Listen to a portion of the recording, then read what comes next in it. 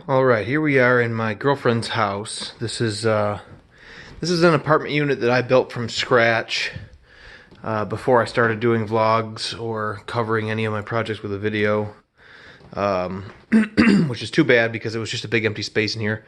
I'm proud of it, and it'd be fun to go through sometime. But for right now, this is a about 650 square foot unit. It's a 25 by 25. And then my studio and stuff's adjoined. This doorway wasn't here because we're together. I cut this through so she can have her office space here across from my office space. But generally speaking, this was the whole place. This was the bedroom. And again, we're not doing a tour of this so much as talking about something else. So instead of the bedroom now, we sleep at my place. This is her massage. She's a massage therapist. This is her massage studio coming together here. There's a toilet sink and separate room with a clawfoot tub, closet, but really she'll be pulling the curtain, asking people to hang up their garments here, and most of the stuff won't be in here except for the massage table.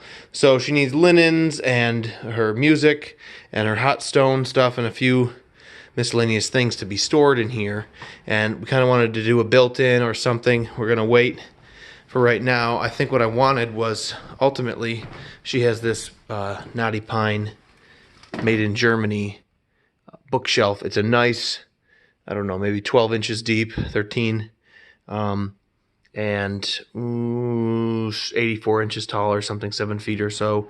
It's got this crown on the front but not the sides, and I wanted 2 of those. I've seen them around in pairs with that dark finish, and the plan was install one tightly to this corner, install one tightly to this corner, and paint them in this antique white and create built-ins. We'd leave the shells naturally finished, but the outside of the cabinets would be painted in to match, and I think it would look great in here. So in lieu of that right now, long story short, we head over into the studio. I garbage picked some stuff today, some typical old knotty pine, kind of dingy. I like this hardware. I have both knobs. I've washed them. These are pretty standard handles, but they're thick, and I don't know if you can see that, but they have a contour to the plate, so they're kind of nicer, and these pretty masculine kind of matched hinges, and the louvers I'm a big fan of. And again, something like this, pretty dingy, but say you painted the body of the entire thing and left the top a natural finish, now you're splitting solid wood furniture from an era when there wasn't a lot of plastic rolly BS smooth. You know, it's one thing to have beautifully smooth drawers in a contemporary piece of cabinetry to me, but there's something to these wood rails, and I mean, this has been swollen up because it stood in the rain, but when we're done with it, it'll have good action and it won't be all jammed up. And like I say, it was in the rain, so there's been some water damage.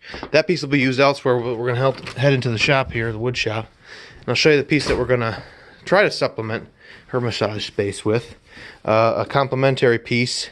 It has got, I don't know if you can see some mud on there, and water damage. This is like a shellac or natural. I could spit on this and leave it overnight or even for an hour, and it would leave a permanent mark because it's just not a substantial or robust finish in any way. I took the back out of it. It's just a piece of paneling plywood. However, you'll notice, or I noticed, it is BS knocking around here. It's an old piece of paneling. It's a true 1/4 inch plywood paneling. It's really something. Now, where these sheets are used in the back of a cabinet, something you buy nowadays, that would be like a cardboard or an aspenite. So we're still doing pretty well here, saving weight with thin plywood, but it's still real wood. Not a problem that we have the water damage, because I'm going to stick to the same sort of idea. I'm going to make this a built-in, and we may even lose that panel and just rely on the wainscot wall painted antique white behind this. I will be leaving the shelves and potentially the top natural. The bulkheads or the sides will be painted into match. This is too much. This feature there is too much. We're going to reduce that to something more simple. And then you'll notice this is it's an awkward cabinet. I don't know, maybe it's 50 inches tall or something. It stands on these feet. Instead of that, what we're going to do is roll off of this arc and then roll backward, and then we'll put this little step in that it has. So we'll roll backward and we'll step, and then we'll roll down and out the way this does. So it's almost like if you could take this and just take this by the end and just bend it back. Then you've got something that can go on a wall, and we'll go up on the wall with it. Those are my rough ideas for right now. We'll see how far we get.